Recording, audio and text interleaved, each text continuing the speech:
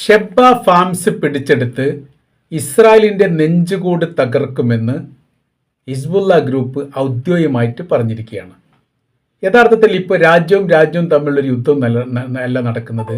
ഒരു സൈക്കോളജി യുദ്ധമാണ്, മാനസിക മതപരമായ രാഷ്ട്രീയ യുദ്ധം കൂടിയാണ് യഥാർത്ഥത്തിൽ ഇപ്പോൾ ലെബനാൻ ഇസ്രായേൽ യുദ്ധം എന്ന് പറയുന്നത്. നിസ്സാരമായിരിക്കുന്ന ഒരു യുദ്ധമായിട്ട് അതിനെ കണക്കാക്കാൻ പറ്റില്ല.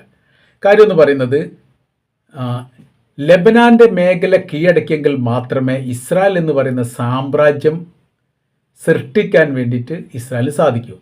അതവരുടെ സ്വപ്ന പദ്ധതിയാണ്. UN സഭയിൽ പോലും ഈ കാര്യം കൃത്യമായ രീതിയിൽ ഇസ്രായേലിൻ്റെ പ്രധാനമന്ത്രി ബെഞ്ചമിൻ നെതന്യാഹു പറയുകയും ചെയ്തിട്ടുണ്ട്.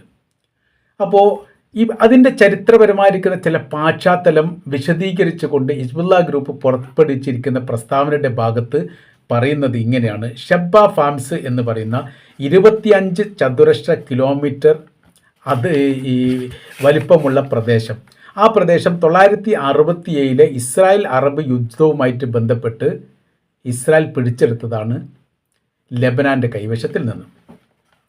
അത് തിരിച്ചു വേണമെന്ന് അന്ന് തന്നെ പറയുകയും പക്ഷേ പെട്ടെന്ന് ഒരു കുപ്രസിദ്ധമായിരിക്കുന്ന ഒരു കരാർ വ്യവസ്ഥ ഉണ്ടാക്കിയിട്ട് ഇസ്രായേൽ തന്നെ അത് അവരുടെ ഭൂപ്രദേശത്തോട് കൂട്ടിച്ചേർക്കുകയും ചെയ്തു. UN അത് അംഗീകരിച്ചിട്ടില്ല, ലോകരാജ്യങ്ങൾ അംഗീകരിച്ചിട്ടില്ല.